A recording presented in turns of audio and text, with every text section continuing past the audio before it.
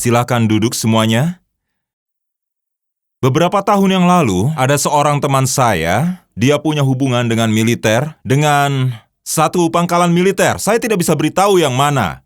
Yang bisa saya beritahu, saya tidak akan mengungkapkan informasi militer walaupun dibayar. Saya akan tetap bungkam soal itu. Tapi teman saya punya koneksi di pangkalan ini dan dia mau tahu apakah sebagian dari kami mau pergi dan ikut dalam latihan militer bersama dengan pasukan elit yang bertempur untuk kepentingan negara ini. Saya daftarkan diri dan bagi saya itu terdengar seru. Seperti sehari ada di Disneyland. Saya bisa membayangkan bagaimana serunya dan kami semakin dekat untuk latihan. Saya mulai dengar cerita yang membuat saya berpikir. Bayangan saya sedikit mendekati kenyataan, lebih sedikit berisiko dari yang saya bayangkan. Saya pikir akan seru, tapi mereka minta kami untuk membawa alat pelindung.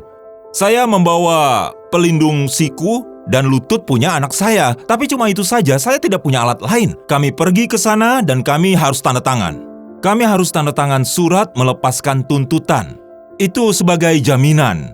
Jadi, saya tanda tangani surat-surat itu, lalu mereka membawa kami ke sebuah desa yang ditinggalkan. Mereka mengantar kami di malam yang gelap. Lalu tiba-tiba, ada sekitar setengah lusin helikopter Apache yang mendarat di daerah itu. Para tentara meluncur keluar dari helikopter pakai kacamata penglihatan malam.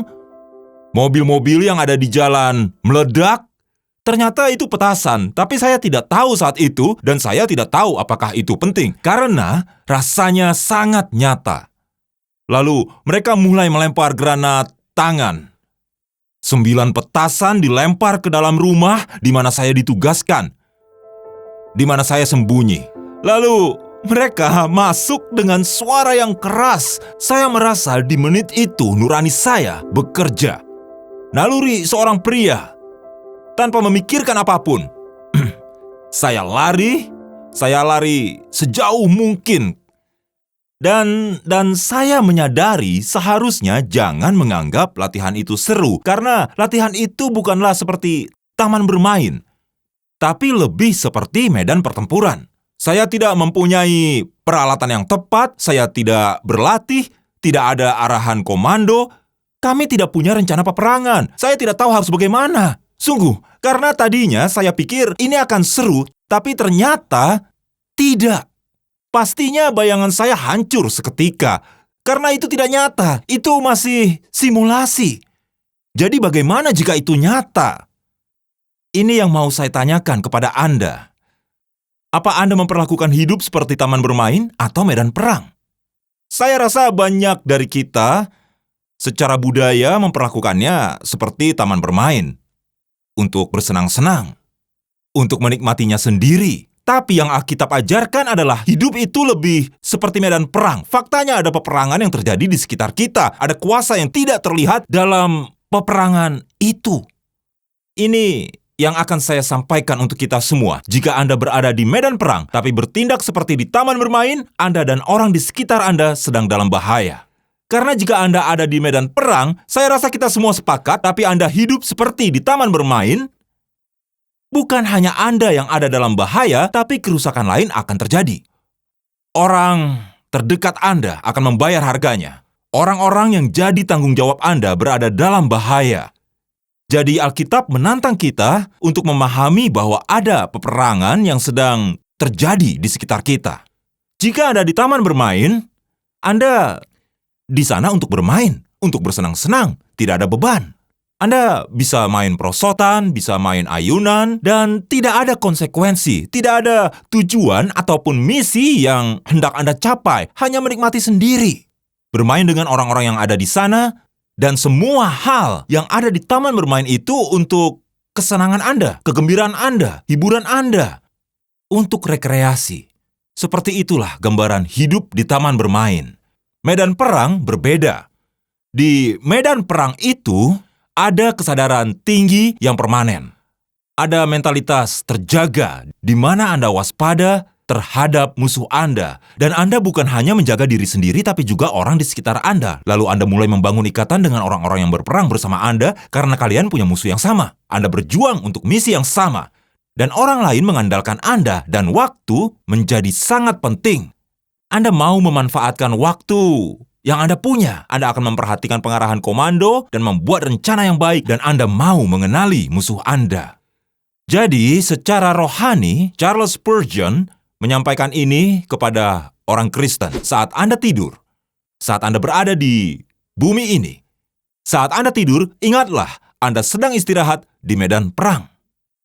Jangan lupa saat Anda tidur malam hari, tidur nyaman di atas tempat tidur di rumah, mudah sekali lupa Anda sedang ada di tengah medan perang. Saat Anda bepergian, curigalah bahwa ada penyergapan di setiap jalan. Dengan kata lain, Anda harus waspada dan berjaga-jaga. Jadi kita mempunyai kesadaran yang tinggi dengan hidup kita. Saya mau secara khusus menantang para ayah di hari ayah ini, berpikir sebagai seorang ayah, apa saya bersikap seperti di taman bermain atau di medan perang? Kita dapat donat hari ini. Silakan ambil donat untuk merayakan hari ayah. Kemudian setelah itu Anda bisa pulang dan duduk di kursi malas Anda karena ini hari yang baik untuk merayakan dan sedikit bersantai. Hari ini kalian bisa santai makan donat, tapi besok tidak. Hari ini saja. Karena besok tidak ada lagi kursi malas dengan donat. Kita paham bahwa ada banyak yang terjadi di sekitar kita, dan kita mau terlibat, dan kita mau akui bahwa perang sedang berlangsung. Kita akan bahas itu sebentar lagi. Kita akan belajar satu pasal di Efesus pasal 6. Anda bisa buka Alkitab Anda atau buka aplikasi di ponsel Anda. Jadi di Efesus 6, Paulus menulis surat kepada orang Kristen di Efesus. Dia dipenjara dan dibelenggu oleh tentara Romawi. Jadi dia tahu artinya punya musuh saat dia dibelenggu musuh. Tapi musuhnya bukan tentara itu. Dia paham bahwa ada sesuatu yang lebih dari sekedar tentara dalam rupa manusia yang telah membelenggunya. Ada musuh lain yang perlu dia waspadai, dan di Efesus 6 dia bicara kepada kita tentang peperangan rohani ini. Kita akan lihat di ayat 10. Kalimat terakhirnya. Dia ada di akhir surat ini. Dia bicara kepada orang Kristen tentang siapa mereka di dalam Yesus. Kitab Efesus dimulai dengan identitasmu ada di dalam Yesus. Kamu adalah anak-anak Allah. Kamu adalah warga kerajaan surga, itulah dirimu. Lalu, di pasal 4, dia bicara tentang bagaimana mereka harus hidup. Karena inilah Anda. Begini Anda harus hidup. Itulah identitas. Lalu, perilaku. Beberapa orang besar di gereja, di mana mereka bicara tentang perilaku, tapi mengabaikan identitas. Itu kurang berhasil. Fokus pada perilaku selalu membuat Anda merasa menjadi orang yang legalis atau munafik atau membuat Anda memberontak. Jadi anak baik-baik saja tidak akan bertahan dalam waktu lama. Jadi Paulus mulai dengan identitas lalu beralih pada perilaku, dan sekarang dia menyampaikan di bagian akhir suratnya, aku akan beritahu kamu bagaimana menjalani identitas ini, perilaku ini. Disinilah kekuatan ditemukan. Jadilah kuat di dalam Tuhan. Kuat di dalam Tuhan. Jadi bukan sekedar ketetapan, bukan sekedar dorongan, tapi menjadi kuat dalam Tuhan, menemukan kekuatan dalam Tuhan. Hendaklah kamu kuat di dalam Tuhan, di dalam kekuatan kuasa-Nya. Kenakanlah seluruh perlengkapan senjata Allah supaya kamu dapat bertahan melawan tipu muslihat iblis, karena perjuangan kita, kata perjuangan seperti bergulat di tanah. Itu arti katanya. Pertarungan tangan kosong. Kita tidak bertarung tangan kosong melawan manusia lain, tapi kita bertarung tangan kosong melawan penguasa jahat dan tak terlihat di dunia yang gelap, dan juga melawan roh jahat di alam roh. Ayat 12. Perjuangan kita bukanlah melawan darah dan daging. Mungkin terlihat seperti itu. Mungkin Anda bisa mengenalinya. Mereka mungkin duduk di sebelah Anda. Peperangan Anda bukan melawan darah dan daging. Anda mungkin berpikir orang itu musuh Anda. Tapi, Paulus katakan, ada sesuatu yang lebih sedang terjadi. Anda mungkin berpikir peperangan Anda murni secara fisik, kecanduan yang Anda coba taklukkan, hubungan yang Anda coba selamatkan, kebudayaan yang Anda coba lestarikan, semuanya mungkin dapat dilihat, tapi Paulus berkata, ada sesuatu yang lebih yang terjadi di sini. Ada kekuatan spiritual yang berperang di alam roh. Musuh yang dimaksud Paulus merujuk dari ayat yang bicara tentang iblis. Mungkin ada yang tidak terlalu percaya kepada makhluk yang disebut iblis. Anda pikir itu hanya perumpamaan. Saat saya bilang iblis, Anda, itu hanya perumpamaan. Tapi tidak begitu. Kita percaya bahwa ada makhluk roh yang disebut iblis. Dan dia senang jika Anda menganggapnya sebagai perumpamaan.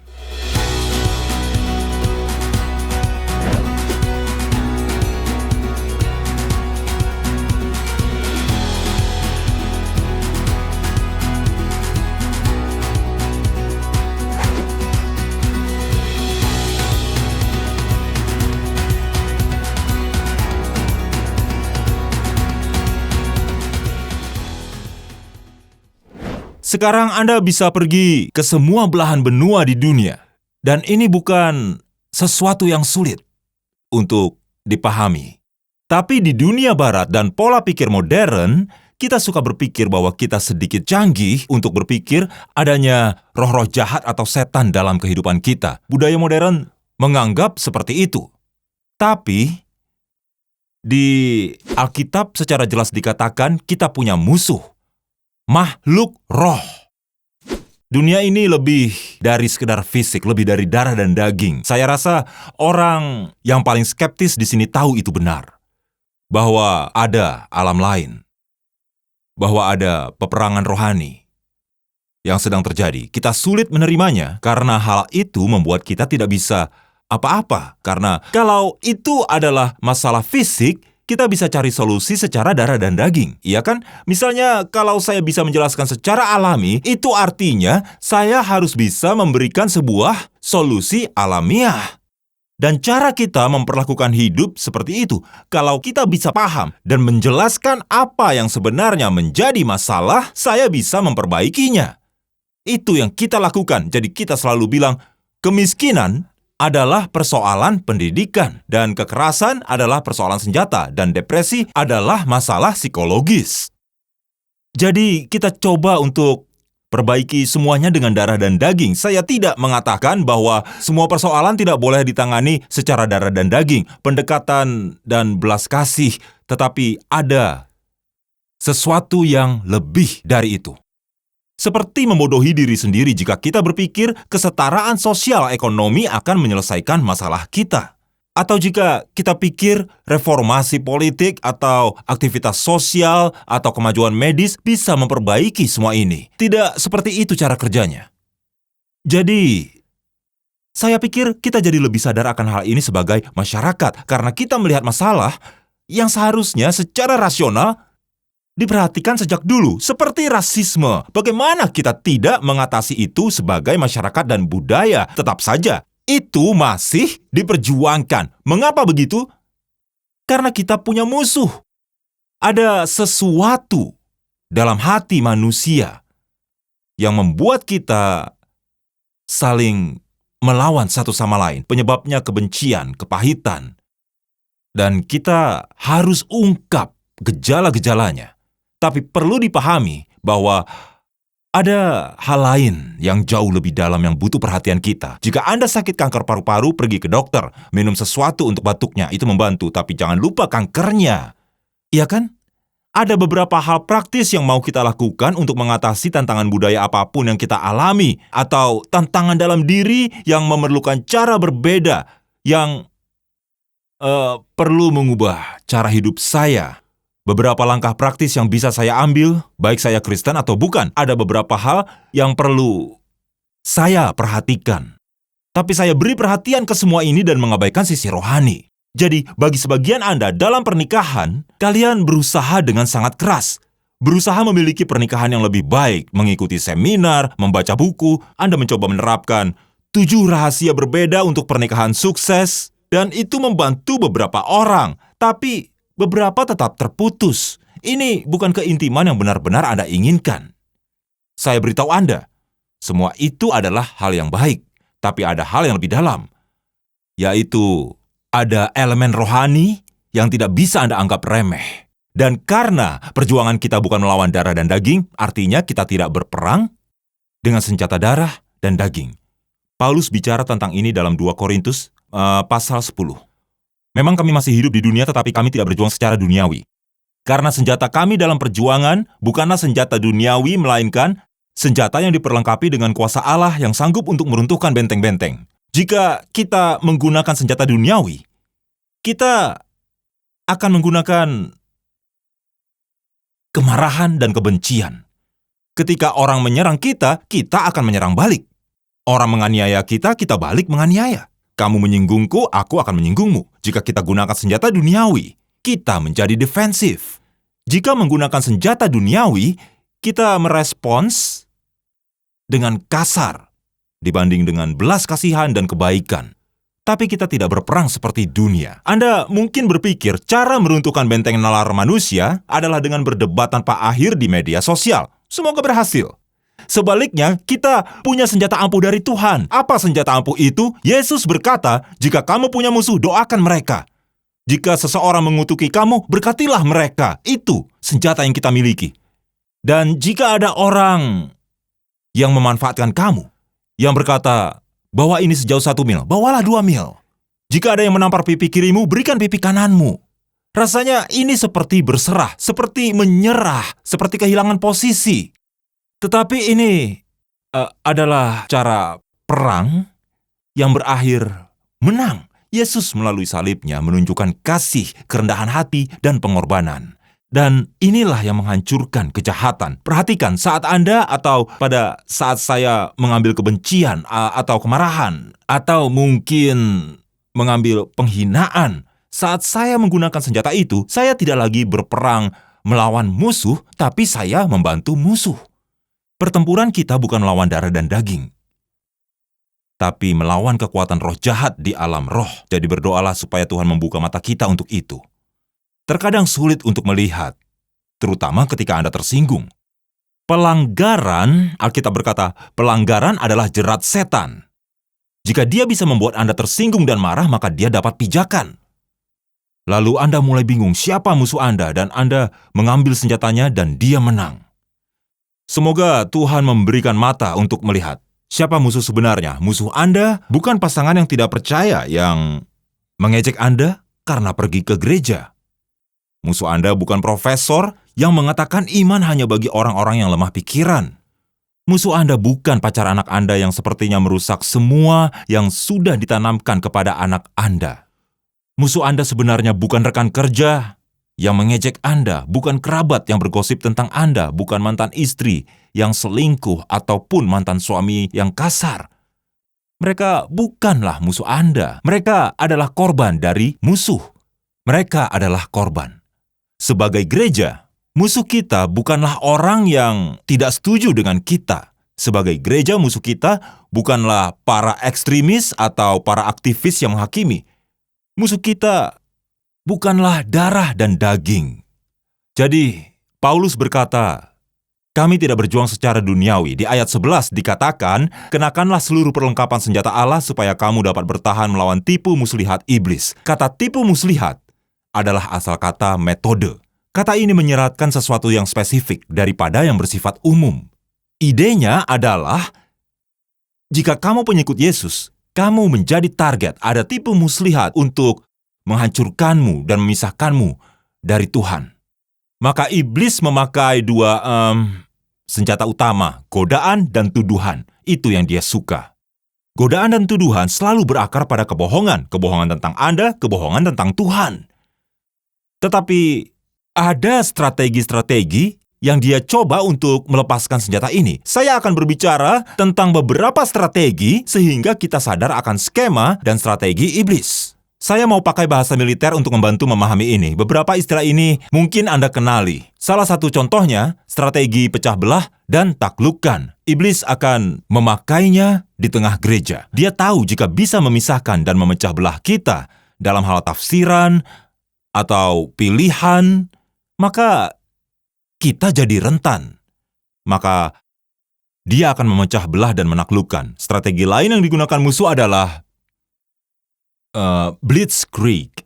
Serangan ini menggunakan kekuatan terkonsentrasi yang datang dengan cepat di suatu tempat dan waktu yang tepat. Ini mungkin sesuatu yang bisa Anda identifikasi. Anda tidak sadar serangannya. Mungkin Anda pikir cukup terlindungi, lalu Anda mulai jadi lengah. Iblis menyadari hal itu dan saat itulah dia menyerang. Karena Anda berkata, aku tidak akan melakukannya. Aku tidak akan pernah begitu, aku tidak akan melakukan yang dia lakukan. Iblis melihat kesombongan Anda, dan dia melihat ada celah, lalu mengatur kekuatan, dan dia menunggu dan menunggu, lalu terjadilah. Anda masih tidak percaya itu terjadi. Ini bukan kebetulan, Anda ditarget. Anda menjadi lengah. Saya ingin memastikan gereja yang kami doakan, khususnya siswa-siswi kami. Minggu lalu, kami ada Minggu Alkitab dan Pantai yang luar biasa. Ada 151 siswa yang dibaptis di Teluk Meksiko. Itu menakjubkan. Itu luar biasa. Ada sekitar 73 siswa yang merespons panggilan pelayanan. Aku mau hidupku dipakai untuk melakukan pelayanan. Saya membaca beberapa cerita itu dan saya mau menyampaikan hal ini karena dua alasan. Pertama, karena bersyukur pada Tuhan, kami akui itu karya Roh Kudus dalam kehidupan para siswa. Jadi, kami mau bersyukur pada Tuhan, tapi kami juga mau berdoa untuk mereka. Karena ketika banyak dari mereka menginjak garis musuh menyadarinya.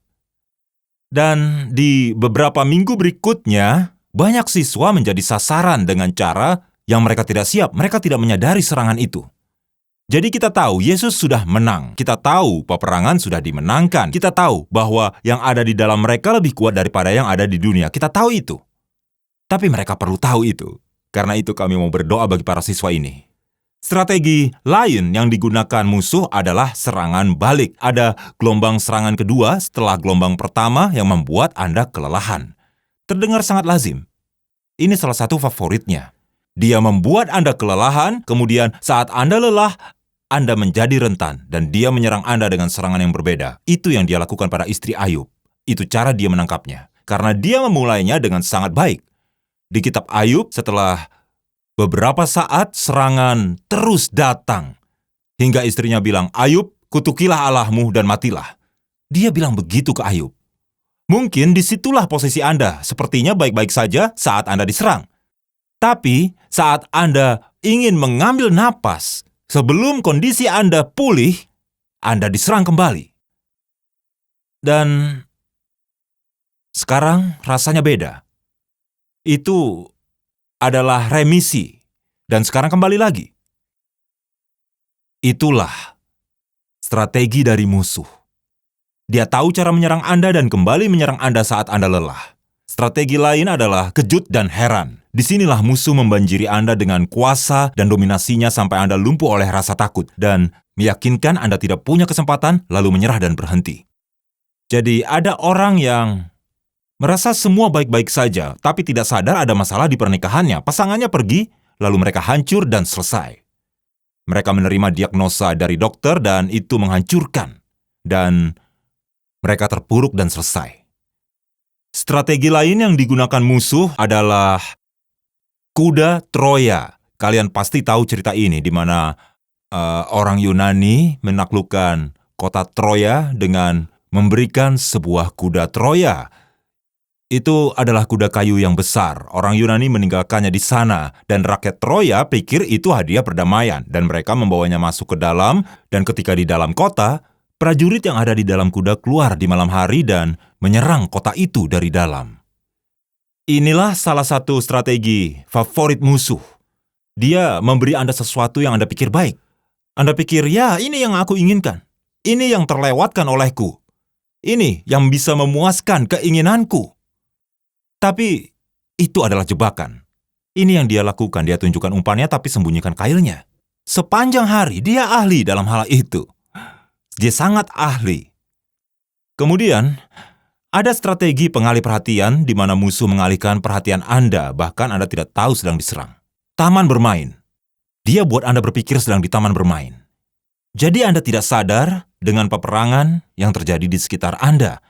Jika saya bisa bicara pada para pria, para ayah, saya pikir musuh sering menggunakan strategi ini pada kita. Dia bisa membuat Anda terganggu dengan beberapa hal dan menjauhkan Anda dari anak-anak Anda.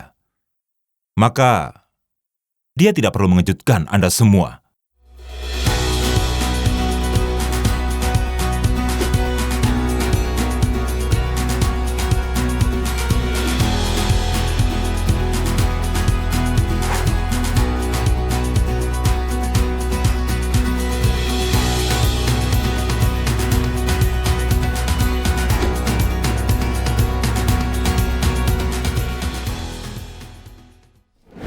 Jadi begitulah gangguan yang akhirnya berujung pada kehancuran. Jadi kita perlu paham semua ini agar bersiap menghadapinya. Karena kadang-kadang sangat jelas saat dia menyerang. Anda tahu itu. Itu peperangan rohani. Tapi di lain waktu seringkali kita mengalami kesulitan untuk mengenali dan melihatnya. Saya mengalami itu belakangan ini. Ketika saya mulai memikirkan seri ini beberapa minggu yang lalu, sebelum memulai seri ini, saya sarapan dengan Chip Ingram, seorang pendeta dan penulis yang menulis dan juga mengajar banyak tentang peperangan rohani. Saya menyampaikan padanya tentang serial ini, dan dia tidak melemahkan saya, tapi seolah dia melakukannya, seperti membuat putus asa. Dia bahkan memperingatkan saya. Dikatakan, ya, pastikan kamu menulisnya karena mungkin kamu akan alami serangan. Saya tidak terlalu memikirkannya, tapi ini salah satu minggu yang tidak biasa selama saya mempersiapkan khotbah.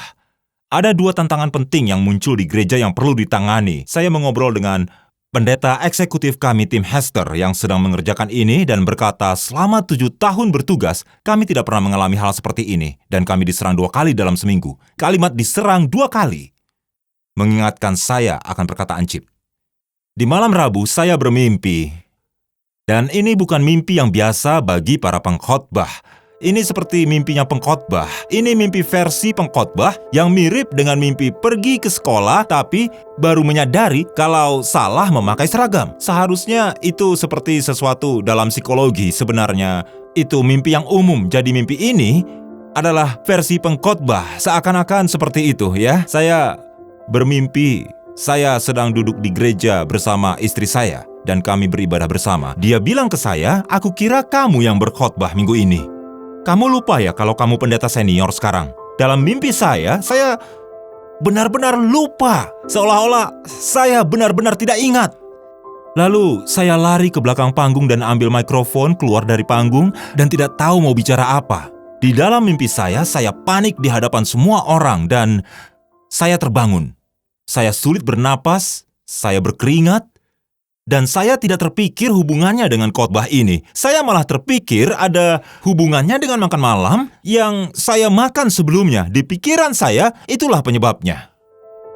Waktu saya mempersiapkan khotbah ini, saya terima pesan di HP. Saya pikir saat itu adalah orang yang salah sambung.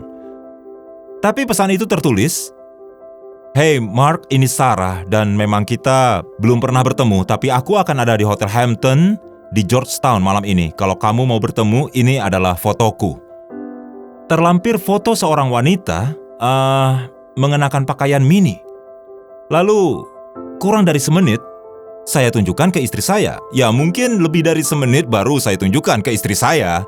Saya pergi ke dapur dan saya bertanya, "Kita harus bagaimana?" Dia bilang, "Kamu harus menghapusnya." Saya paham, tapi ada hal lain yang harus kami lakukan. Apakah harus hubungi orang tua dari wanita itu atau... Tapi saya menghapusnya. Saya tidak terpikir waktu itu bahwa itu adalah sebuah jebakan. Saya terus berusaha menyiapkan khotbah dan ini minggu yang sibuk. Banyak sekali gangguan, walaupun saya bersemangat. Tapi saat itu saya belum membuat satu kata pun untuk khotbah saya. Dan waktu itu sudah hari Jumat. Dan itu tidak pernah terjadi sebelumnya. Jadi di hari Jumat saya kumpulkan beberapa catatan. Lalu sorenya komputer saya tidak bekerja. Seperti terkunci. Jadi jika Anda pikir komputer Anda mengalami serangan iblis, itu mungkin saja. Tapi komputer saya, merek Apple, saya tidak sangka itu akan terjadi. Jadi saya restart komputernya, mati dan hidup, dan file saya hilang. File saya tidak ada, saya tidak menemukannya dimanapun. Saya jadi marah dan frustasi. Dan di malam itu saya coba cari terus, tapi tidak berhasil. Saya tidak beritahu istri saya. Dia datang dan bertanya. Saya bentak dia, tapi dia menanggapinya dengan lembut. Dengan lembut dia menyuruh saya tidur dan melanjutkannya besok pagi. Dan pada Jumat malam, saya bermimpi yang sama seperti di hari Rabu. Kali ini saya bangun lagi dengan perasaan cemas dan berkeringat dan seperti tidak enak badan. Dan saya mulai berpikir bahwa saya harus berkhotbah kepada 25.000 orang dan saya tidak tahu yang harus saya sampaikan. Selama 4 jam berikutnya, saya mulai merasa terintimidasi. Saya merasa seperti kehilangan kekuatan sebagai suami, pendeta, ayah, sebagai seorang saudara, sebagai teman. Di titik ini, dengan waktu yang cukup lama, saya baru berpikir, saya bertanya-tanya, apakah ada yang lebih dari sekedar sisi kehidupan darah dan daging? Dan saya mulai berperang dengan perang yang berbeda. Saya mulai berdoa dengan keras, itu sangat membantu saya. Karena kalau berdoa dalam hati, saya bisa memikirkan hal lain. Seperti beberapa dari Anda, saya juga bisa begitu. Waktu saya berdoa, saya harus ucapkan doa dengan suara yang lantang. Lalu, saya mulai mendengar lagu penyembahan di Sabtu pagi. Saya tahu saya perlu menyelesaikan khotbah saya. Saya mulai dengan membaca buku peperangan rohani dari Chip Ingram. Saya rekomendasikan Anda membacanya juga. Judulnya The Invisible War. Sampai ke halaman 88. Chip menulis tentang pengalaman yang dia alami pada tengah malam sebelum berkhotbah dari Efesus 6 keesokan harinya. Ketika membaca tentang pengalamannya, saya seperti sedang membaca tentang pengalaman yang baru saja saya alami. Anda baru menyadari musuh punya buku pedoman, dia punya strategi. Sekarang, saya bisa melihat ke belakang dan mengenali serangan itu. Beberapa orang mungkin bilang pengalaman yang saya gambarkan seperti liburan. Dibandingkan cara musuh menyerang Anda dan keluarga Anda, saya tahu itu benar. Alkitab memberitahu kita bahwa kita berdiri teguh bukan dengan kekuatan sendiri, tetapi kita berdiri teguh dalam kuasa Tuhan yang luar biasa. Dengan doa dan Injil, kasih karunia, dengan penyembahan, persekutuan bersama orang percaya lainnya bisa menguatkan kita. Meminta orang-orang berdiri dan berdoa, kita tetap kuat di dalam Tuhan. Salah satu cerita Alkitab favorit saya ada di ayat 15 dari 2 Raja-Raja 6. Kita membaca tentang Raja Aram, musuh bangsa Israel yang ingin membunuh Elisa, salah satu nabi Allah. Jadi dia mengirim seluruh pasukan untuk membunuh nabi dan pelayannya. Sedikit berlebihan, seperti pasukan kereta kuda, semuanya hanya untuk membunuh Elisa dan hambanya. Jadi mereka menemukan rumahnya, lalu mengepungnya. Seluruh pasukan mengepung Elisa dan pelayannya. Ayat 15 berkata, ketika pelayan abdi Allah bangun pagi-pagi dan pergi keluar, maka tampaklah suatu tentara dengan kuda dan kereta ada di sekeliling kota itu. Pelayannya berkata, celaka tuanku, apakah yang akan kita perbuat? Tanya pelayan itu. Di ayat 16, Elisa menanggapi dengan pernyataan yang menakjubkan. Dia berkata, jangan takut. Tunggu, apa? Iya, jangan takut sebab lebih banyak yang menyertai kita daripada yang menyertai mereka. Pelayannya menoleh. Tidak ada siapa-siapa. Hanya engkau dan aku. Hanya ada kita berdua. Hanya kita berdua. Ada pasukan dan kita dikepung. Dan hanya ada kita berdua. Ayat 17, berdoalah Elisa, ya Tuhan, bukalah kiranya matanya supaya ia melihat. Maka Tuhan membuka mata bujang itu sehingga ia melihat. Tampaklah gunung itu penuh dengan kuda dan kereta berapi sekeliling Elisa. Saya tidak ingin Anda melewatkan sesuatu di ayat 16. Elisa berkata, lebih banyak yang menyertai kita daripada yang menyertai mereka. Nah, dia tidak berkata yang bersama kita lebih dari mereka. Mereka yang bersama kita lebih banyak dari mereka. Pasukan itu. Anda tangkap yang dijelaskan, ini adalah peperangan rohani. Ada sesuatu yang bersama kita dan ada sesuatu yang bersama mereka. Dan Elisa berdoa, ya Tuhan, bukalah kiranya matanya supaya ia melihat. Itu yang ingin saya doakan untuk kita sebagai gereja. Kita mengakui bahwa ada musuh, tapi kita juga sadar bahwa mereka yang bersama kita lebih besar daripada yang bersama mereka. Supaya kita tahu bahwa kuasa dan kekuatan kita temukan di dalam Kristus dan kemenangan itu pasti kita tidak perlu takut. Kita bisa hidup dengan berani dan percaya diri karena ada kuasa dalam nama Yesus. Perhatikan, sebagian dari Anda seperti berada di taman bermain hampir seumur hidup. Dan sepertinya hidup semakin konyol. Orang-orang lelah dengan itu, menyenangkan untuk sementara waktu, tapi oke, kamu berusia 30 tahun, tapi tingkahmu seperti 17 tahun. Jadi kenapa Anda tidak masuk saja? Anda di taman bermain, semuanya tentang menaiki tangga. selama seminggu dan meluncur ke bawah di akhir pekan. Lalu Anda coba naik ayunan lebih tinggi dan berputar lebih cepat. Dan orang-orang yang ada di sekitar Anda mengatakan bahwa mereka berharap Anda akan melihat ada peperangan yang terjadi dan bukan hanya menaruh diri Anda dalam risiko, tapi mereka juga berisiko karena Anda tidak melibatkan diri. Ini waktunya terlibat dalam peperangan. Beberapa dari Anda berada di medan pertempuran, kelelahan dan terluka, dan Anda menerima beberapa pukulan. Mungkin Anda lelah dan siap menyerah. Saya ingin Anda tahu kekuatan Anda di dalam Tuhan. Mungkin minggu ini Anda baru mulai berdoa, berdoalah dengan keras. Itu adalah langkah praktis yang bisa Anda ambil. Berdoalah, Tuhan buka mataku, berdoalah dengan suara keras. Dan taruh percaya diri dan kekuatan Anda hanya kepada Tuhan. Jika Anda merasa seperti sedang dikepung musuh yang bersama dengan Anda jauh lebih besar dari yang bersama mereka. Jadi kita menaruh percaya diri dan harapan kita di dalam nama Yesus. Mari berdoa. Tuhan Yesus, kami bersyukur karena Engkau telah memenangkan atas semua yang Kau miliki. Engkau mendeklarasikan di kayu salib sudah selesai. Semuanya berakhir, telah menang. Dan Tuhan, pertempuran masih berlangsung. Jadi kami berdoa supaya Engkau membukakan mata kami dan biarkan kami melihat betapa nyatanya hal itu, dan Engkau memberikan kami kuasa dan kekuatan yang kami perlukan untuk menjalani misi sebagaimana Engkau memanggil kami. Tuhan, maukah Engkau memanggil beberapa kami dari taman bermain? Maukah Engkau memberi kami misi dan membantu kami bahu-membahu atas tugas yang telah Kau berikan?